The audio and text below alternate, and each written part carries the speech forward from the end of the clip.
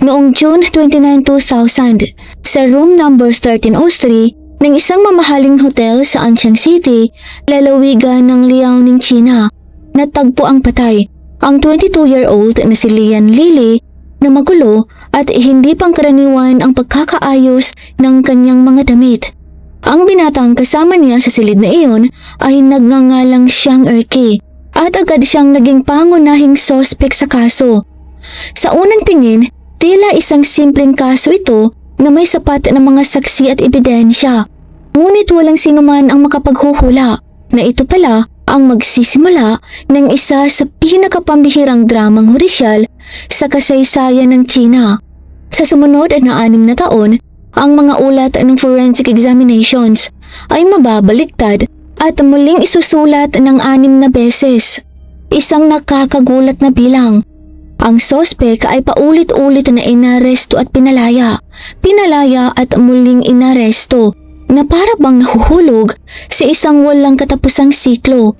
Kaya naman, magkakaroon pa kaya ng pag-asa ang pamilya ng biktima na makamtan ang hustisya?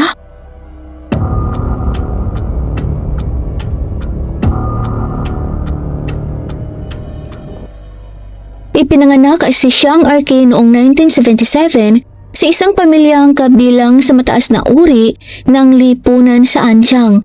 Ang kanyang ama ay isang mataas na opisyal sa lokal na sistema ng public security na may malaking impluwensya sa loob ng aparatong pampamahalaan. Ang kanyang ina naman ay isang doktor sa isa sa mga pangunahing ospital ng lungsod. Ang kombinasyon ng kapangyarihang pampulitika at katayuang panlipunan ng kanyang mga magulang ay lumikha ng isang matibay na proteksyon sa paligid ni Erke mula pa sa murang edad. Lumaki siya sa ganitong kapaligiran na sanay na napapaboran at nakukuha ang lahat ng kanyang gusto na hindi kailanman kailangang harapin ang mga tunay na hirap o hamon sa buhay. Ang sobrang pagkakanlong na pamumuhay na ito ay unti-unting nagtanim kay Erke ng likas na pakiramdam ng pagiging nakahihikit na para bang siya ay kabilang sa ibang uri kaysa sa karaniwang tao. Ang kayabangan at paghamak sa iba ay naging bahagi na ng kanyang pagkatao. Sa pananaw ni Erke, tila umiikot ang lahat sa kanya dahil hanggang sa panahong iyon, wala pang bagay na kanyang ninais na hindi niya nakukuha. At ang buhay na hindi kailanman nakarinig ng salitang hindi ay nag-iwan sa kanya ng kawalan ng batayang pagkalang sa patakaran o hangganan. Nang makapagtapos si Erke ng high school, hindi naman kahanga-hanga ang kanyang mga marka. Ngunit hindi iyon naging hadlang. Sa pamamagitan ng isang kota na nakalaan para sa mga anak ng mga nasa loob ng gobyerno, madali siyang nakapasok sa Police Academy nang hindi kinakailangang makipagkumpetensya ng patas sa ibang aplikante. Pagkatapos niyang makapagtapos ng kolehiyo, mas lalo pang naging madali ang lahat. Nang dahil sa koneksyon ng kanyang ama, naitalaga siya sa isang tanggapan sa ilalim ng dibisyon ng traffic police ng Anqiang City. Ang trabaho ay magaan at hindi nangangailangan ng tunay na kakayahan o seryosong pagsisikap. Ngunit para kay Erke, ang mahalaga ay hindi ang mismong trabaho, ang uniforming kanyang nasusuot.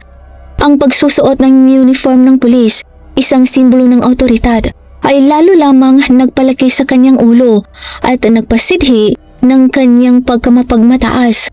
Para sa kanya, ang uniform ay walang kahulugang responsibilidad o tungkulin. Sa halip, para itong isang marangyang kasuotan na nagbibigay sa kanya ng higit pang kalayaan upang gawin ang anumang nais niya nang walang sinumang mangahas na kumontra sa kanya. Si Erke ay bata pa, may hitsura, mula sa mayaman at maimpluwensyang pamilya at nagtatrabaho bilang pulis. Kilala siya sa hanay ng mga kabataan sa Anqiang. Malaya siyang gumastos ng pera at umupa pa ng pangmatagalang silid sa Tianyuan Hotel, ang pinakamamahaling hotel sa lugar noong panahong iyon, upang suportahan ang kanyang magarbong pamumuhay na puno ng mga party at paghahanap ng kasiyahan.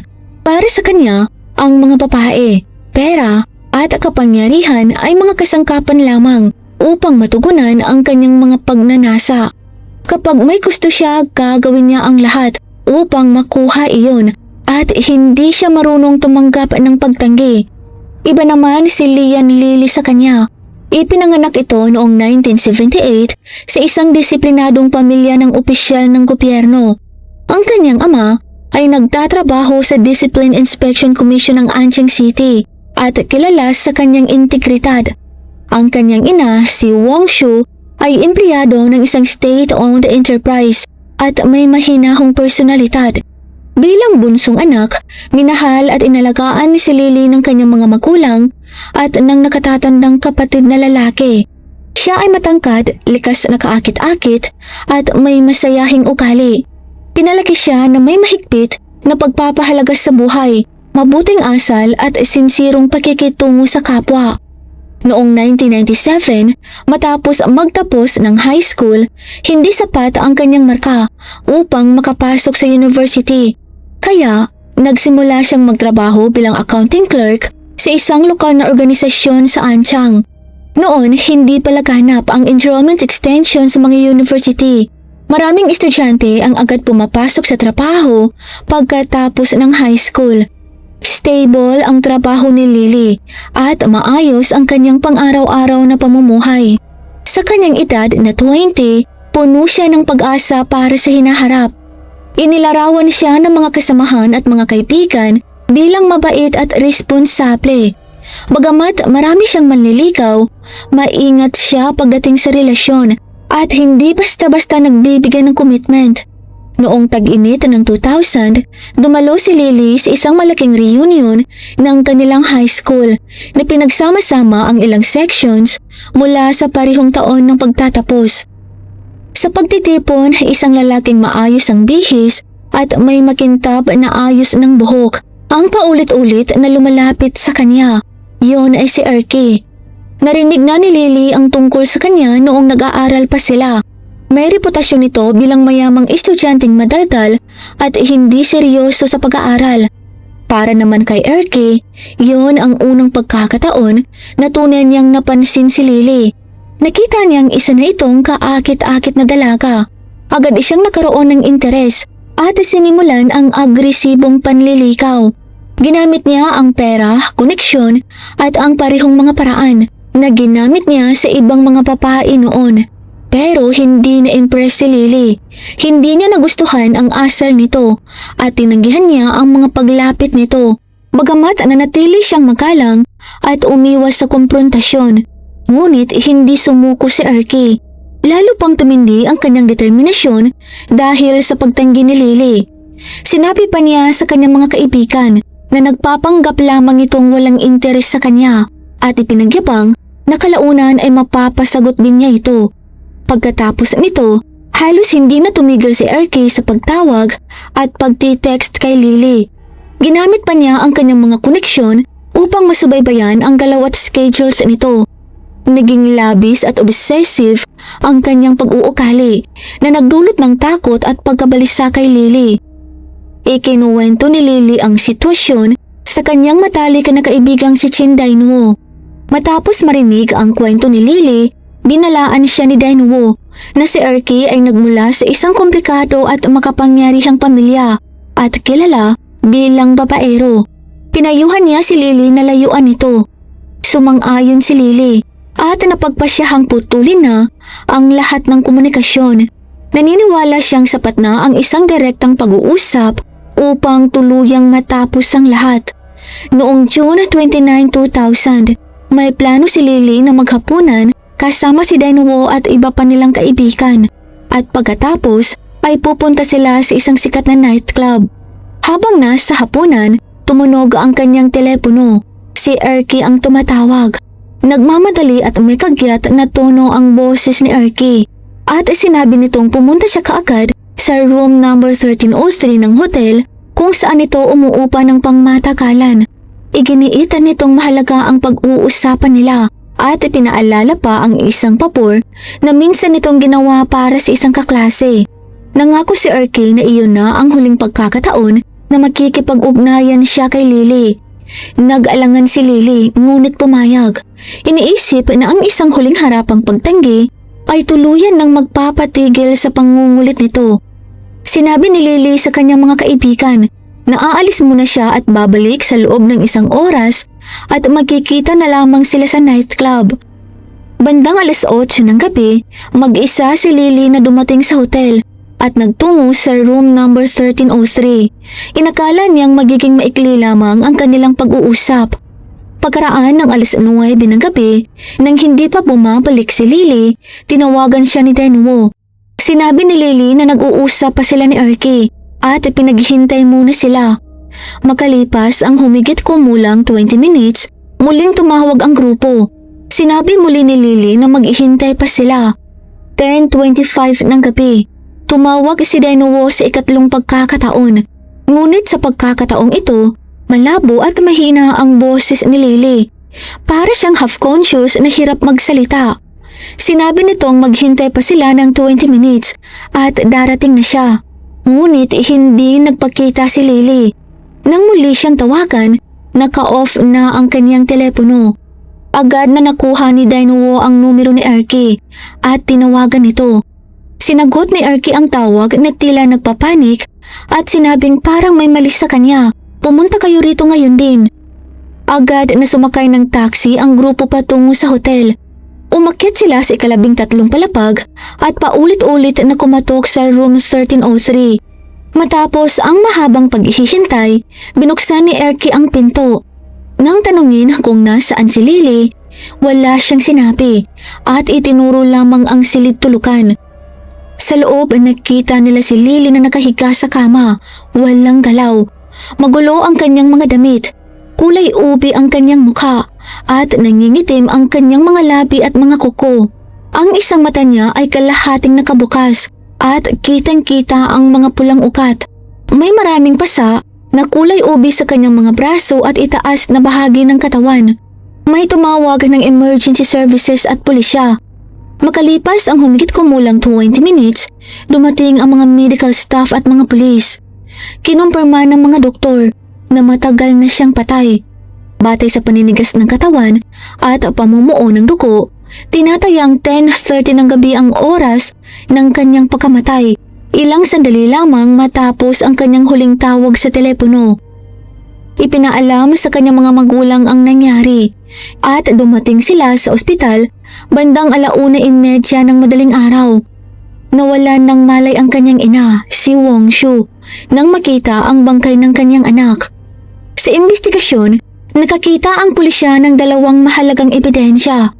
Kinumpirma ng medical na pagsusuri na nagkaroon ng pagkikipagtalik si Lily bago siya namatay. Sa carpet malapit sa nightstand, natagpuan ng mga investigador ang isang notepad ng hotel na may bakas ng pulbos na pampatulog. Lahat ng ebidensya ay tumuturo kay Erky na siyang nag-iisang kasama nito sa silid. Sa interogasyon, itinanggi ni Erky ang pagkakasangkot at isinabing wala siyang alam sa nangyari. Noong gabing iyon, hindi siya formal na ikinulong. Ang kanyang ama, isang mataas na opisyal sa sistema ng public security, ang nag-uwi sa kanya sa kanilang unit sa ilalim umano ng disiplinaryong pangangasiwa. Matapos ang matinding panawagan mula sa pamilya ni Lily, inaristo si Erky makalipas ang 2 araw. Ngunit 6 na araw matapos ang pag-aresto, pinalaya rin siya. Nagsimulang maghinala ang pamilya ni Lily na may nakikialam at naniniwalang may mali sa likod ng mga pangyayari. Noong July 19, natanggap ng pamilya Lian ang opisyal na ulat ng forensic. Nakasaad doon na ang sanhi ng pagkamatay ni Lily ay acute hemorrhagic pancreatitis at itinuring itong natural na kamatayan, hindi isang homicide. Hindi tinanggap ng kanyang mga magulang ang konklusyong ito. Malusog si Lily at walang kasaysayan ng malubhang sakit. Kinwestiyon nila kung paano siya biglang mamamatay dahil sa isang bihirang at matinding kondisyon. Tinanong din nila ang tungkol sa mga pasa at bakas ng pisikal na pananakit sa kanyang katawan. Sinimulan ng mag-asawang Lian ang sarili nilang investigasyon. Nagbasa sila ng mga medikal na literatura tungkol sa pancreatitis sa mga aklatan ng lungsod at kumonsulta sa mga nakatatandang doktor at propesor sa malalaking ospital sa lalawigan at lungsod.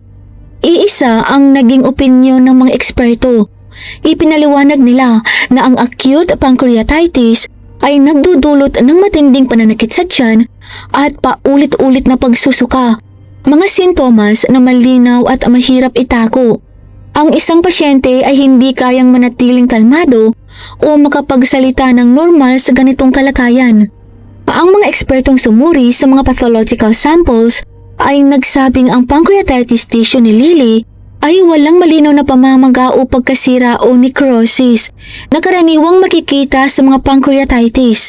Mayroon lamang maliliit na bakas ng pagdurugo na ayon sa kanila ay hindi sapat upang ituring na pancreatitis ang sanhi ng kamatayan. May ilang eksperto ring nagsabi na ang mechanical asphyxiation o pagsakal ay maaaring magdulot ng pagdurugo sa mga internal organs, isang batayang kaalaman sa forensic. Kalaunan, nadiskubre ni Wong Shu na isang doktor mula sa ospital kung saan nagtatrabaho ang ina ni Erky ang lihim na nagsagawa ng autopsy ng katawan ni Lily nang walang pahintulot ng pamilya. Matapos ang hindi otorisadong pagsusuring ito, may ilang internal organs ni Lily ang nawawala. Ang doktor na iyon ay walang kwalipikasyong forensic o legal na otoridad upang magsagawa ng ganitong pagsusuri. Naniniwala ang pamilya na ito ay indikasyon ng pagkikialam at posibleng pagtatangkang itago ang panggagahasa at pagpatay bilang natural na kamatayan. Humiling sila ng ikalawang forensic examination na antala ang tugon ng lokal na pulisya. Noong August 29, matapos ang patuloy na panggigiit ng pamilya, nagpadala ang Ministry of Public Security ng dalawang forensic experts upang suriin ang kaso. Umasa ang pamilyang Lian na mababaliktad ng pagsusuring ito ang unang konklusyon. Ngunit kapwa nagpasya ang dalawang eksperto na tama ang orihinal na forensic report. Nangamba si Wong Shu na ang cremation ay tuluyang sisira sa ebidensya. Gumastos siya ng sariling pera upang bumili ng malaking freezer upang mapreserba ang katawan ng kanyang anak. Patuloy silang nagpetisyon ng kanyang asawa sa iba't ibang tanggapan ng gobyerno upang makamit ang hustisya. Samantala, nanatiling malaya si Erky. Noong April 2001, wala pang isang taon matapos ang pagkamatay ni Lily, nagsagawa pa ito ng isang malaking pagdiriwang ng kasal. Napagpasyahan ni Wong Shu na ang impluwensya at koneksyon sa lokal na lugar ang humahad lang sa hustisya. Nagsimula siyang mag-aral ng batas at forensic medicine. Inaral ang mga legal na proseso at terminolohiya. Ipinagbili ng pamilya ang kanilang mga ari-arian upang makakuha ng mga abogado at magsampa ng mga apela sa mas mataas na awtoridad. June 2001, dahil sa pressure ng publiko at administrasyon, muling binuksan ng procuratorate ng Ansiang ang kaso. Nagpasya ang procurator na ipadala ang mga pathological tissue sample ni Lily sa testing center ng Ministry of Justice sa Shanghai para sa isang independenteng pagsusuri. Ngunit hindi pa rin nagtiwala si Wong Shu sa proseso. Upang maiwasan ang anumang manipulasyon, siya mismo ang bumili ng mga tiket sa eroplano at sinamahan ang mga forensic examiners patungong Shanghai. Dala ang lalagyan ng mga tissue sample ng kanyang anak. 3 beses niyang ginawa ang paglalakbay na ito. September, sa wakas, ay inanunsyo ang resulta ng pagsusuri mula sa Shanghai. Malinaw sa konklusyon na ang sanhi ng pagkamatay ni Lily ay hindi pancreatitis. Ganap nitong binaligtad ang dalawang naunang pagsusuri na isinagawa ng lokal na public security at ipinatunayang mali ang mga naunang ulat. Hawak ang bagong ulat na iyon na paiyak ng todo si Wang Shu. Tuloy-tuloy ang pag-agos ng kanyang mga luha. Naniwala siyang isa na namang malaking hakbang ang kanyang naisulong patungo sa katotohanan at hustisya. Ngunit hindi niya alam na ang hirap at komplikasyon ng kaso nito ay higit pa sa anumang naisip nila ng kanyang pamilya. Sa kabila ng pagkakaroon ng isang autoratibong ulat mula sa Ministry of Justice, matigas pa ring tumanggi ang pulisya ng Ansiang na kilalanin nito. Iginiit nila na inalis lamang ng ulat ang pancreatitis bilang sanhi ng kamatayan Ngunit hindi naman ito natukoy ang tiyak na dahilan ng pagkamatay, kaya tumanggi silang uriin ang kaso bilang homicide. Natural, tumanggi rin silang aristuhin si Erky para sa investigasyon. Sa galit at pagkadismaya, patuloy na iginiit ng pamilya ni Lily ang isa pang pagsusuri. Ngunit hindi nila inasahan na ang susunod na eksaminasyon ay mas lalo pang magiging palaisipan at nakapanghihina ng loob kaysa sa lahat ng nauna. Sa pagkakataong ito, inanyayahan ang mga forensic examiners mula sa Supreme People's Procuratorate upang magsagawa ng pagsusuri na may pinakamataas na otoridad sa sistemang hudisyal. Inakala ng lahat na ito na ang magiging pinal at makatarungang hatol. Ngunit ang inilabas na konklusyon ay tila kidlat na tumama sa pamilya ng biktima. Ayon sa forensic team, namatay si Lily dahil sa pag-inom ng alak na sinabayan ng sedative na nagdulot umano ng pancreatic hemorrhage at itinuring muli itong natural na kamatayan, hindi homicide. Sa isang iglap, tila gumuho ang langit para sa pamilya Lian. Paulit-ulit na binigyan ng pag-asa, saka paulit-ulit ding winasak. Sa tuwing akala nila'y mahahawakan na nila ang hustisya, muli silang ibinabalik sa pinagmulan. Ang legal na labanan hinggil sa mga autopsy report ay tila walang katapusan. Hanggang noong March 5, 2003, halos 3 taon matapos ang pagkamatay ni Lily, dumating ang pinakamahalaga at pinakamatinding pagbaligtad sa kaso. Dahil sa walang humpay na pagsisikap ng iba't ibang panig, idinao sa Shenyang, lalawigan ng Liaoning, ang isang profesional na forensic conference tungkol sa kaso. Dumalo rito ang 7 nangungunang eksperto sa forensic medicine sa bansa na itinuturing ng mga dalubhasa sa larangan. Matapos ang masusing pag-aaral sa lahat ng pathological samples, case files at mga naunang resulta ng pagsusuri, nagkaisa ang 7 eksperto sa isang ganap na kabaligtarang konklusyon. Imposibleng namatay si Lily dahil sa acute hemorrhagic pancreatitis. Ang pinakamalamang na sanhi ng kanyang kamatayan ay mechanical asphyxiation. Ibig sabihin, siya ay sinakal o tinakpan ang paghinga hanggang sa mamatay. Kinumpirma rin nila na ang kaso ay dapat uriing kriminal at imbestigahan bilang homicide. Ito na ang ika-5 pagsusuri at tuluyang winasak ng konklusyon ng 7 eksperto ang lahat ng naunang kasinungalingan at pag-cover up. Wala nang nagawa ang pulisya ng Anshan kundi aristuhin muli si Erky para sa kriminal na investigasyon. Ngunit hindi pa rin doon nagtapos ang lahat. Dahil sa kakulangan umano ng direktang ebidensya na nagpapatunay sa aktual na pagpatay, 2 magkasunod na beses na tumanggi ang lokal na procurator na aprubahan ang pag-aresto sa suspect. Ang dahilan ay kulang sa ebidensya. Sa panahong iyon, minsang ipinatawag si Wong Shu sa headquarters ng pulisya upang makipagkita sa hepe ng bureau. Doon, diretsahan siyang tinanong kung maaari bang ayusin na lamang ang kaso, kapalit ng malaking halaga ng kompensasyon. Matatag na tumanggi si Wong Shu at ipinahayag ang kanyang matibay na determinasyong ipagpatuloy ang laban hanggang sa tuluyang mabunyag ang katotohanan. Noong unang bahagi ng 2004, muling inipon ni Wong Shu ang lahat ng materyales at ebidensyang nakalap niya sa mga nakaraang taon at mag-isa siyang nagtungo sa Beijing. Sa wakas, nabigyang pansin ng pinakamataas na pamunuan ang kanyang walang sawang pagpupursige.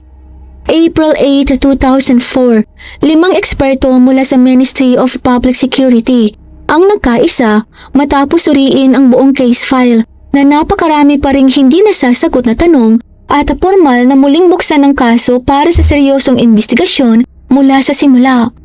Pagkaraan ng 6 na buwan, sa ikatlong pagkakataon inaresto si Erky. Ngunit may mahalagang pagkakaiba sa pagkakataong ito. Upang tuluyang maputol ang kanyang komunikasyon sa labas at ang proteksyong dulot ng impluwensya ng kanyang pamilya, inilipat siya sa ibang lungsod upang doon ikulong, malayo sa lugar kung saan malakas ang koneksyon ng kanyang pamilya. Sa lugar na iyon, hindi na umubra ang kanyang impluwensya.